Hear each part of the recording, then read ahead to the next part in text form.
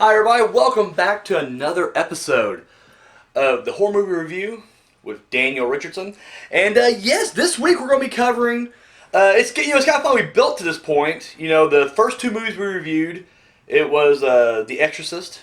One of the greatest horror films of all time, considered the scariest of all time. Of course, features an exorcism. Pretty heavily in it. And then of course we reviewed.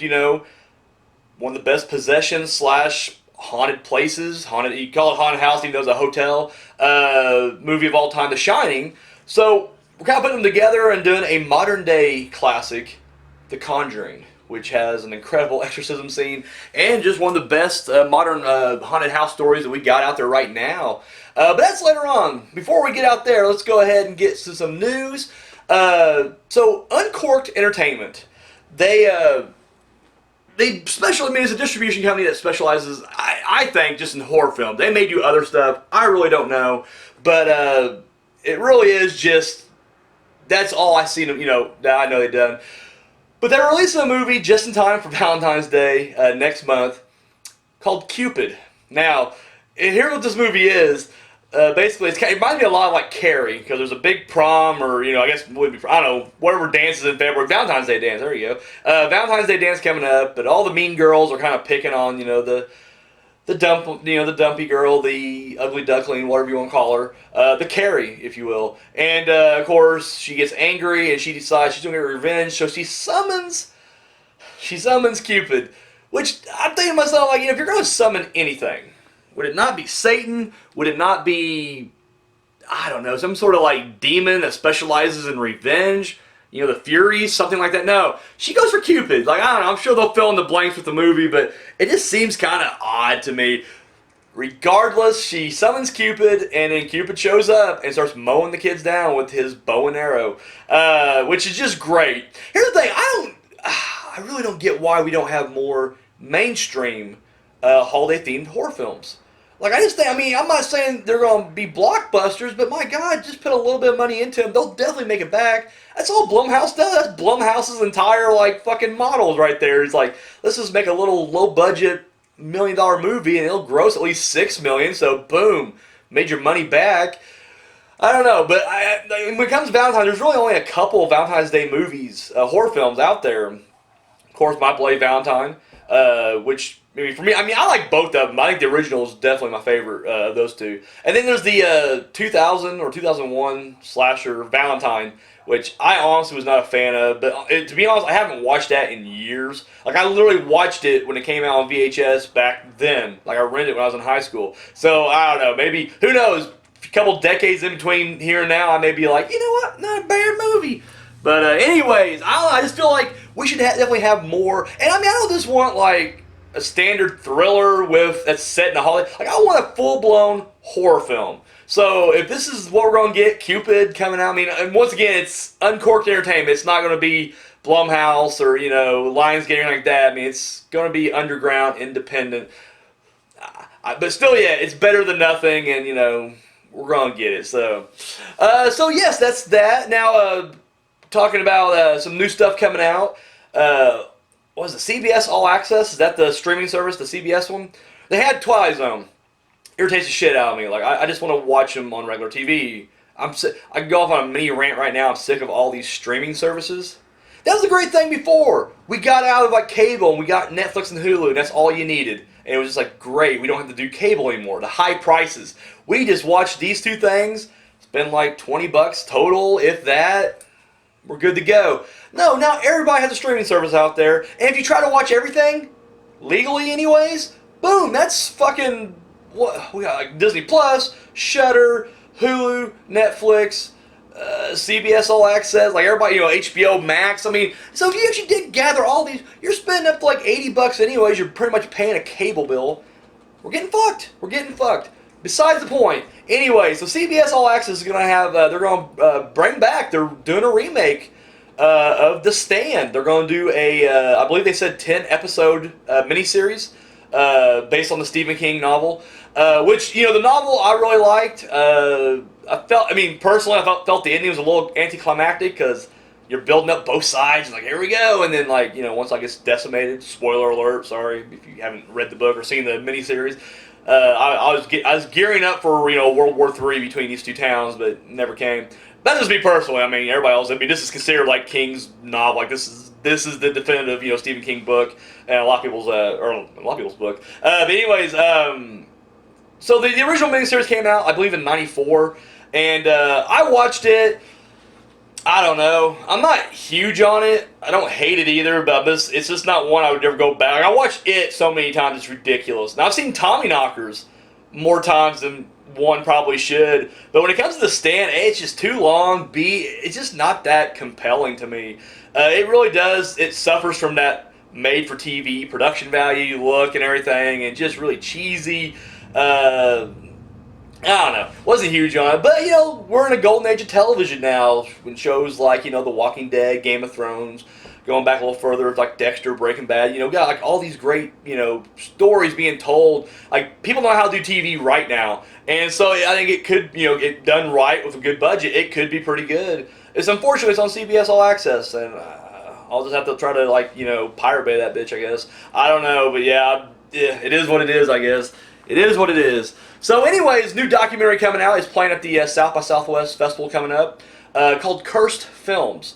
And it's a documentary about all the different stories about these movies that apparently, whether you believe or not, had cursed productions, such as The Exorcist, The Omen, Poltergeist, that's another one. And so just kind of an in-depth look. I mean, I guess they actually do talk to a lot of the cast and crew, people who were associated with these movies during the time. And so, interesting watch. Like I said, I personally don't believe anything quite like that. I mean, I think it's just troubled production. Look at fucking Dark Knight. Like, and even though that was more of a post-production, like, that thing was pretty riddled. Like, didn't someone die on the set of that? And then, Morgan Freeman, wrecked his car. Heath Ledger died. Christian Bale beat up his mom and sister. I mean, just bad luck is what I call that. But anyway, they're going to be hitting it up. And I was always kind of interested in those kind of behind-the-scenes stories anyways. Because I had the DVDs for all those I mentioned. And they each have the documentary about, here's the crazy stuff that happened. So we kind of need to give them all in just kind of one condensed, version of that. Speaking of, we mentioned the streaming services earlier. HBO Max has announced that they're going to be releasing a animated series, Gremlins, The Secrets of the Mogwai. Did you say that? Mogwai? Am I saying that right? Sounds weird when I say it. Anyways, yeah, it's going to be, I guess it's not just going to be made for kids. They're going for, teenage crowd. I guess a Stranger Things crowd. So, I mean, it's, people will argue that it's made for kids, but, it's for everybody. But, yeah, it's going to be basically, I guess it's going to be set, though, in the 30s, in Shanghai, and it's going to be the adventures of Gizmo, and I guess they're going to be battling. I mean, it's a cartoon, so you can do a little bit more with it, visually. But he's going to be battling different monsters and creatures, and he's got a couple kids with him that's going to help him out on these, this journey or whatever. Once again, I mean, I'd check it out, but it's on HBO Max. HBO is one of the toughest things. I mean, for me, I don't know. It's hard to find anything online, when you're trying to pirate that shit. So it's I don't know, it seems like every time I get on the one, I'm like, oh, I'm watching this now, and then it's nope, they crack down on it pretty quickly, so I'll have to probably for DVD or something like that. If I hear it's good, I don't know, it may just be a big pile of shit, who knows. And the last in the horror TV news feed now, Castle Rock, and this really kind of, I don't like this. Castle Rock, the show, it's on Hulu. The Brilliant show, it's on Hulu. That's I think it's produced by J.J. Abrams. I don't know how much input he actually has on the show, but J.J. Abrams produced it, as does Stephen King. And they just did the second season recently, which was fucking brilliant. And unfortunately, though, so when season 1 dropped, before it even aired, they already renewed it for a second season. Here, season 2's been done for about a month or two right now, and nothing, not one word if it's going to be renewed. And then they had some kind of press conference with the guy who works at Hulu, and they asked him about point blank, hey, where's Castle Rock season 3, or when's it going to happen? And he just didn't answer. He's like, right now there's just no plan. And what the fuck? Are you kidding me right now? I don't know if just no one's watching it or what happened, but all the reviews I was reading was good. If people I talked to who's watched it, they liked it. See, that's the problem with fucking streaming services right there. There's just too many fucking choices, and good shows get lost in the mix. It gets lost in the shuffle. Freaking ridiculous. I don't know. Anyways, so Castle Rock right now, season 3 just kind of in the air, which is very unfortunate because season 1 was really good too. Like I don't want to just put one over there, but like when season 1 came out, I was really skeptical about season 2 because I was like, man, season 1 was so good. And then when I started hearing like the pre stuff, like it's gonna be different story, new batch of characters. Like the only thing that was a draw for me was that Annie Wilkes is gonna be in it, which I think who played her? Lizzie Chaplin, is that her name? I think she did a fantastic job. Like seriously, how she was not nominated for any awards. I didn't say she had to win any, but fucking at least nominated. I think she did great.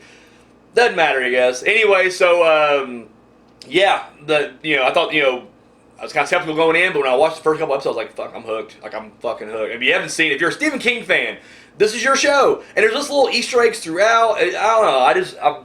I'm angry that The Walking Dead's been on for like a fucking decade, and that's just boring as shit. And then something good like this is fresh, and everybody's like, I'd rather watch Game of Thrones prequels. Oh, there it is. So anyways, that's it for the news. Let's now we'll move on. Let's talk a little bit. It's the Villain Showdown. Let's talk about the Villain Showdown this week. So, first look at the results. A couple weeks ago, we had the match Michael Myers versus Hannibal Lecter. Both of them very intelligent, kind of small statured guys. Unless you're doing the Rob Zombie version, then it's fucking Tyler Mane who's going to choke slam your ass. Good little matchup to kick this thing off. And the votes are in. We have a winner. Not surprising at all. I kind of see this guy going pretty far in this 16-man tournament or villain tournament. Michael Myers. Michael Myers moves on. So yes. I'm gonna assume it was a good old-fashioned fist fight. He rumbled, and then he just lifted Hannibal up and butcher knifed him, and then stuck him on the wall.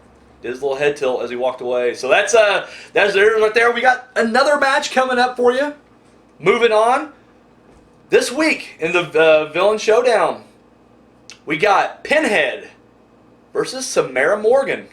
That's right, Pinhead from the Hellraiser series. My God, how many is in the Hellraiser series right now? They're like 10 of them now, 11.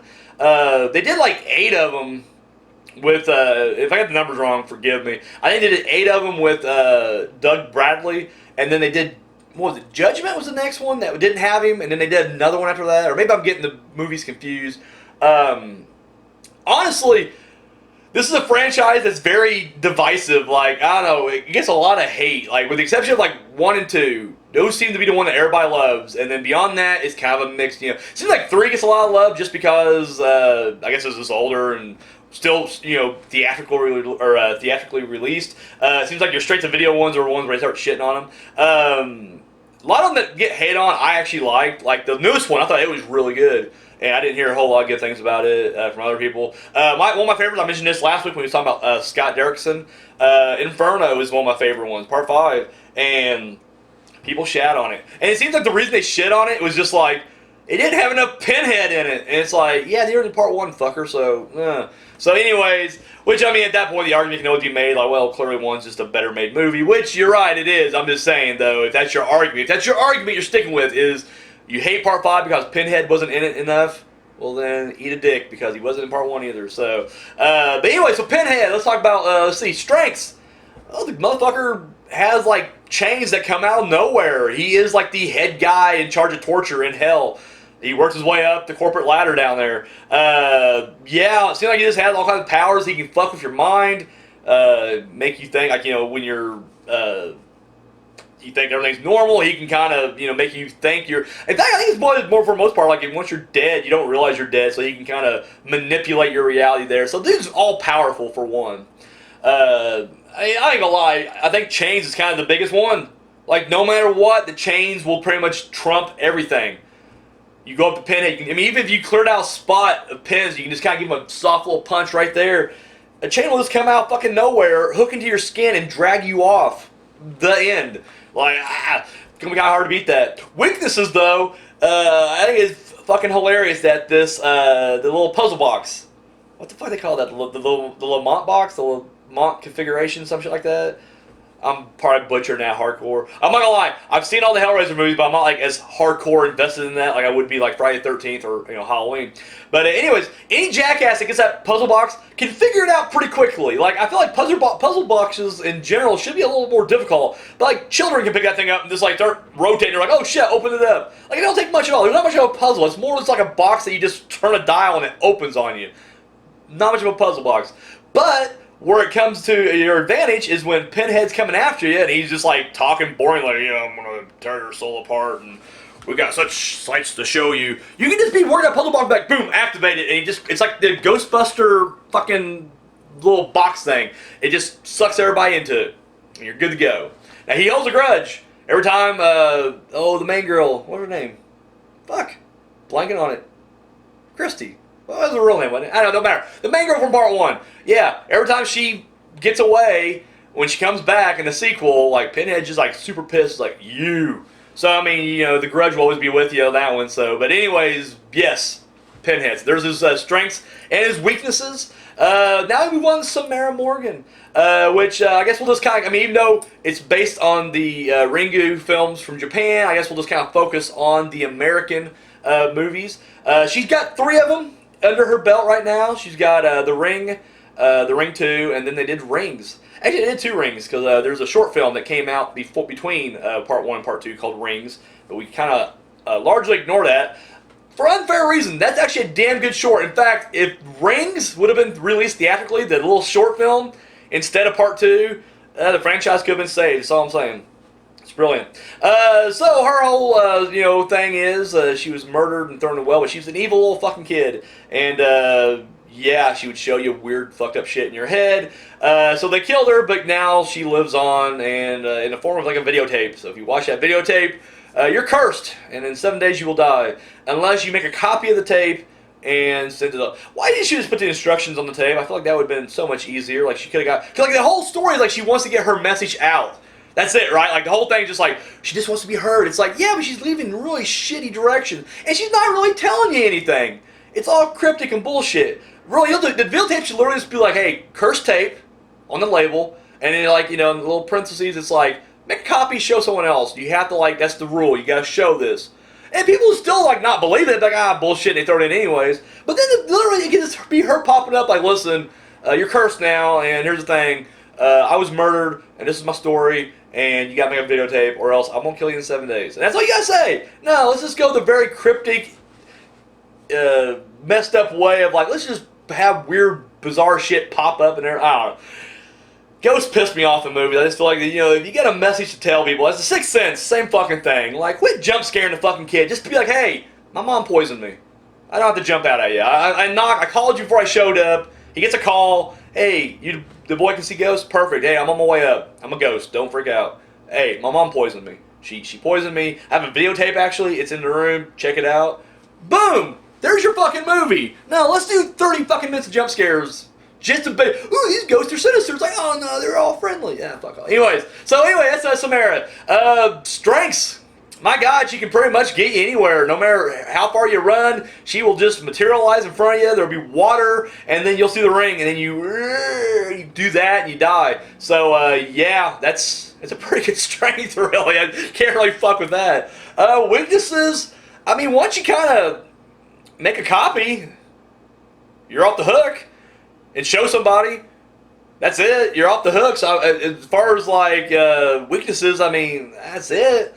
Of course, when she broke the tape, then Samara just popped up and started possessing people left and right. The rules would get really weird for part 1. Part 1's all you really need. You can probably skip the other 2 because I ain't gonna lie. The movie Rings that came out a couple years back, it sucked too. So you can probably just skip all that shit. Just watch the first one. It's classic. We don't need to remake it. It was perfect for its time. It's a VHS horror film, so it's it's a time capsule. We can go back and watch it. It's really well done. It's really creepy. There's no need to try to keep duplicating that, but there's going to be another one coming up soon, I think. So there you go. So there it is, Pinhead versus Samara. Who do you think wins and why? Give me the reason. I want to hear the reason. That's what I want to hear right there. I want to hear like how is Samara going to defeat Pinhead? How's Pinhead going to defeat Samara? Essentially they're both dead. Pinhead's the leader of Hell's, torture division, and Samara's cursed entity that's hanging out in a well. this is a fight I want to see. I would pay money to see this movie. If it's done right, I would check out this movie. Blumhouse, get on that. Quit dicking around with, unnecessary Halloween sequels that I don't want to see. Give me Pinhead versus Samara. So there you guys go. Drop me who you want to win in the comment section down below. Alright, moving on now. We got another new movie coming up next weekend. Or is it this week? No, it's next weekend. Gretel, the title fucking pisses me off. Gretel and Hansel. Do they not own the rights to Hansel and Gretel? Hansel and Gretel? Hansel, that's what it is, Hansel. See, I gotta have it in right order to say it properly. Gretel and Hansel is the movie coming out, and why the fucking title switch? I don't know. Who gives a shit, I guess. I'm sure it's a copyright thing. I give you guys an old fairy tale that dates back to whatever the fuck when. I'm sure someone was able to, throw a copyright thing on that, and like, you can't use that title. So anyways, you know the story. Brother and sister go into the woods, look for food, and they stumble upon some evil shit. The only noble or the person I recognize in this is, and I forget her name, like Sophia, I don't know. I want to say her last name's Lupus. That ain't right, is it? That can't be right. It's not Sophia Lupus. That'd be funny. I don't know. The girl. It was a young Bev in the It movies. Yeah, I just don't care. I mean, I'm glad. I mean, the last Hansel and Gretel movie we had was like that really bad, like was it Jeremy Renner movie where they're like fucking Blade, but back in the, it was like Van Helsing. It was like Van Helsing witch hunter type thing.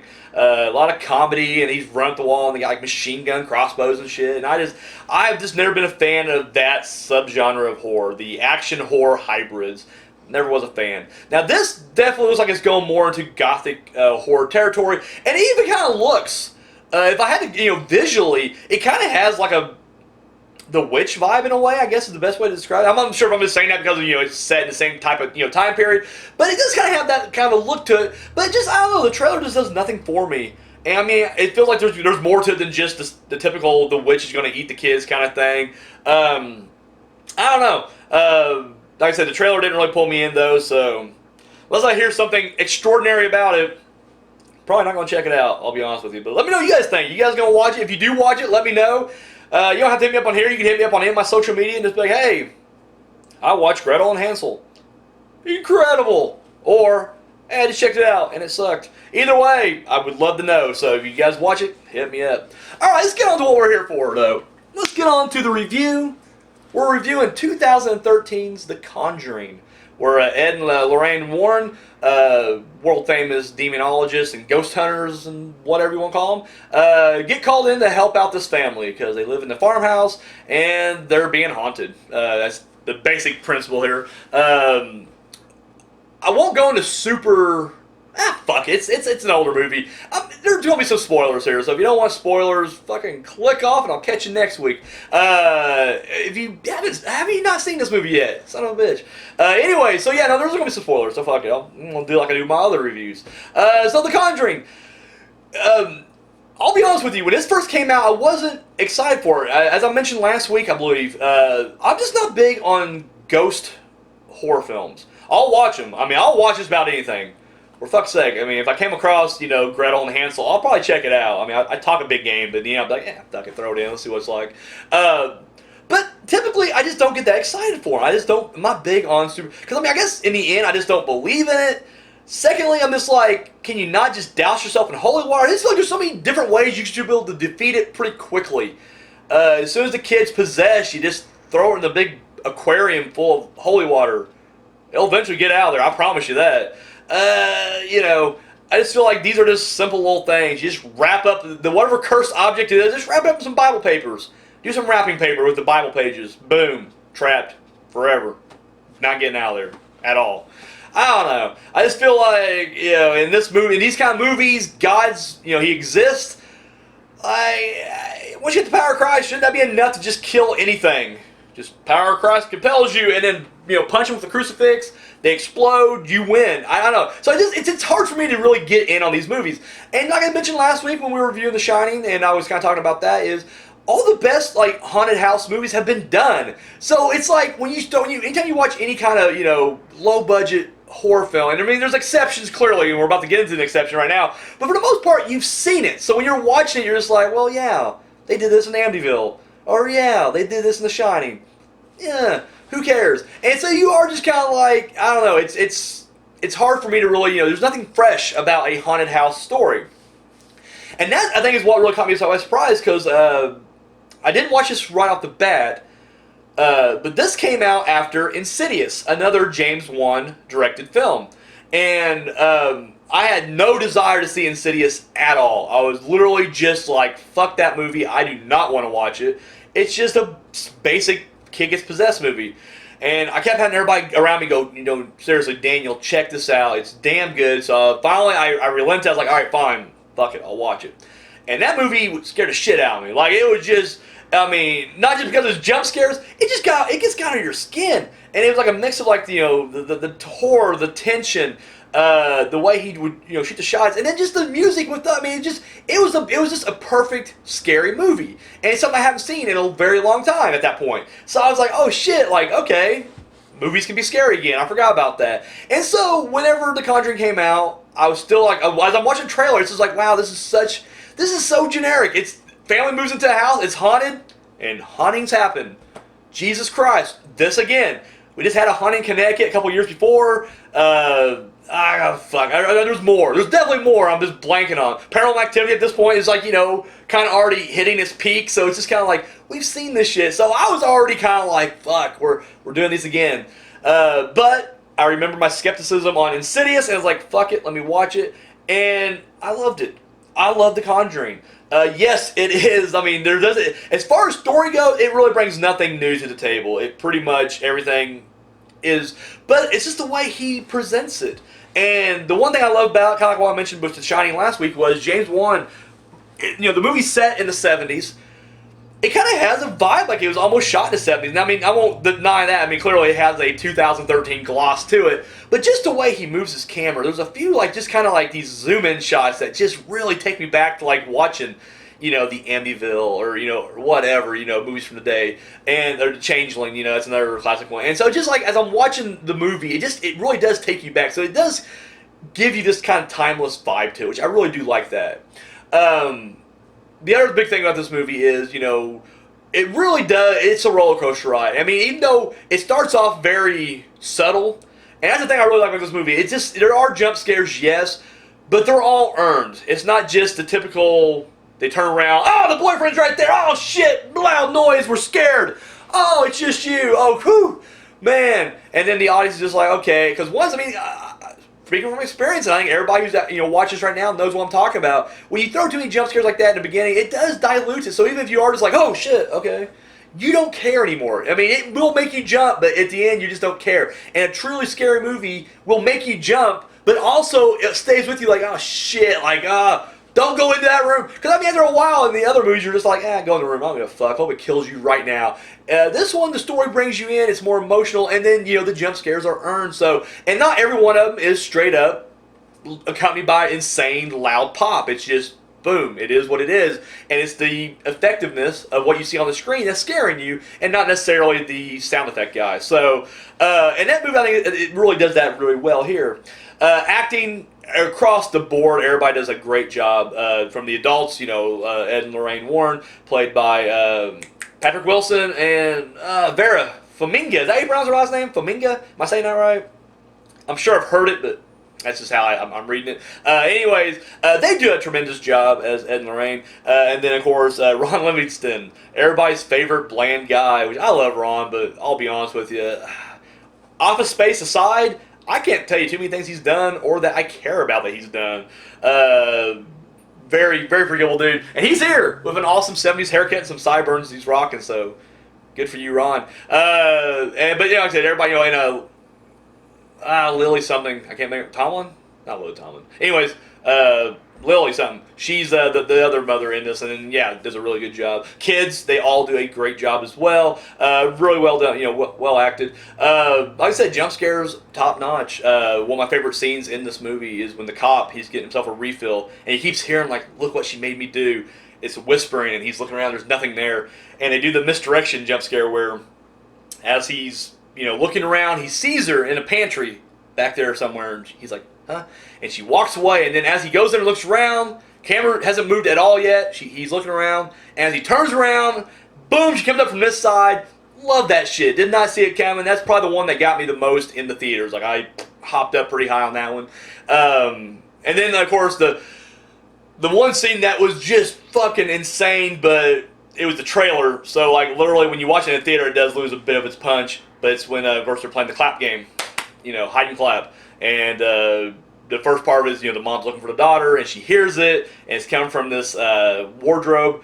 And, you know, you can see the hands come out, and of course she goes over to it, and there's nothing there, and the daughter's behind her like, Mom, you didn't find me. And she kind of freaks out. But then later on that night, loud noise, stuff crashes off the wall, and when she goes down to the basement, she gets knocked down, and she gets up, and the lights go out, and when she lights a match, and she's looking, and then the hands come out, and right next to her, holy shit, that is some good stuff right there. Like I said, I don't know where else I can go with this review, because it really is just a great modern-day haunted classic. I mean, I think, in fact, of all of them, I don't know, Insidious is pretty good, but I don't know if you call that a haunted house or just a possession. But I'll say I like Insidious better. But as far as like straight up haunting houses, you know, haunted houses, this has got to take it. I mean, it really does. It's fucking gold. And I mean, I'll stand by this statement right here. James Wan is definitely a master of horror. Like, I know people like to reserve that for classic directors who's been working, you know, in the genre for many years. But this dude literally came on the scene and blew it away, like, within a decade. I mean, he gave us Saw, Insidious, The Conjuring. The dude's just brilliant. And not just that, but like all the stuff he produces on top of that. A lot of that stuff, I mean, it varies. I mean, there are some misses in there, but for the most part, they're really good. Easily has the title Master of Horror, and he definitely earned it. So yes, The Conjuring, there you have it. The movie would go on to spin off an entire universe that has been dubbed the Conjuring verse. Of course, the biggest breakout star, I guess you can say, in this movie was Annabelle, which is predominantly featured predominantly throughout the film. The very beginning of that, it's the doll, and we get like an introduction to her, and then they lock it in the case. But then, of course, at the end, the witch, I guess what you call her, the one that's haunting the house, she ends up kind of employing the help of the Annabelle doll and using that as well. But that was the breakout. So when we got part 2, we also got Annabelle, the spinoff, which, you know, now we're not here to review the entire franchise, but, you know, I liked Annabelle, but it, you know, critically people shat on it. Fans didn't like it. But they would go on to do 2 more. And they did get better with each installment. And I don't know if it's just the fact that, like, you know, even though like I liked the first one, I can see why people didn't. And I mean, I'll be honest with you, it wasn't scary. It definitely had moments of, you know, the tension was cranked up, but then by the time you finish it, you're just like, it was nothing. But they keep getting better. And then, of course, with Conjuring 2, it would, you know, do the Nun spinoff from that. And then after that, we got The Curse of La Llorona, which Annabelle makes a cameo in that, so it tied it to the universe. So, I mean, literally, the Conjuring verse is going strong. And I'm, you know, for one, I really wish I was born in the 70s and raised in the 80s, because, you know, it would have been a time where, like, every year you're guaranteed to get, like, a Friday the 13th movie or a Halloween movie or a Freddy Krueger movie. You know, you don't get something. And the closest thing we ever got was when Lionsgate was really big on Saw and Paranormal Activity, which was great, you know, but then it's dead, and then now it's gone. It's like we got nothing that's like an annual whatever, except for now the Conjuring verse. Like, they're cranking them out left and right, which I'm happy for. I'm glad. Huge fan of that. So these are supposed to be based on a true story. Now, whether you believe in that or not, you know, it is what it is. But it's documented. I guess I should say so. It's definitely it's based on an actual documented event. You know, these, you know, ghost hunters and this demon stuff. Honestly, I never did research this actual movie, though. I know the Annabelle doll is supposed to be based in reality, but it's not. It doesn't look like the doll here. It's like more like a Raggedy Ann type, you know, doll or whatever. But no, the movie itself. So I mean, I don't know if the story about the witch that killed herself, and then on her property, the mother killed her son, and then killed herself, and then a maid killed her. So I don't know if any of this is part of it. I'll have to do my research. I guess I didn't do my homework on that one. But yeah, so I mean, but for fans of the paranormal and the ones who believe into that stuff, maybe it amplifies it more for you when you see this movie. You're like, holy shit, this really happened, and then, you know, cranks it up. But I think even if you're not a believer in supernatural, it's still just a damn scary little haunted film. Has a really good exorcism scene at the end, which, you know, once again, it's another thing. Like, they're doing things that, like, have been so... they're just considered cliche now. They've been overused. haunted houses and exorcism. And so every time you get to a scene like that, you're just like, oh fuck, we're gonna do this again. But he does, James had a way to just kind of like tweaking it and just kind of making it seem fresh, And so yeah, really good exorcism scene in the basement, which I really dug. So that's all I got, guys. Let me know what you thought of The Conjuring in the comment section down below. That's all I got, guys. Thank you so much for tuning in, and till next time. Oh shit. Didn't always run, sorry. Hi. Thank you for watching that video. Be sure to give us a thumbs up, share it, subscribe to our channel. All that good stuff you do right here on YouTube, go ahead and do it. Check out our other videos. Go to our playlist. We got episodes of TPS TV, Journey Through the Dark Side. We got a new show coming out, the horror movie review with Daniel Richardson. This guy. And of course, our short film, Entropy. You can find all that and more right here on YouTube. And then check out, yeah, look at that. All of our social media right there. And we don't just, copy and paste like the same post and put it on all. No, that's ridiculous. 3 different platforms, 3 different posts. I mean, the behind the scenes stuff you see on Twitter will not be the same stuff you see on Instagram. So there you go, right there. So be sure to get on, give us a follow and a like on all that right there. Keep up to date. Have you seen Unspeakable Acts yet? No? Come on. Pick you up the DVD right now. Links over there. Oh, yeah. It's only $7. $3 shipping and handling. And of course, if you've already seen it and you haven't seen the Public Domain Dungeon yet, boom, $5 DVD right there. So 5 S&P as well. Or sorry, 3 S&P as well. So there you go. Do that. And if you got the spare change, you want to hit us up, donate a little bit over here to TPS Productions. Our Patreon is right there. Oh, yeah. So that's all we... Oh, my God. Sorry. I'm getting fired, ain't I? Yeah, that's all we got. Thank you for watching.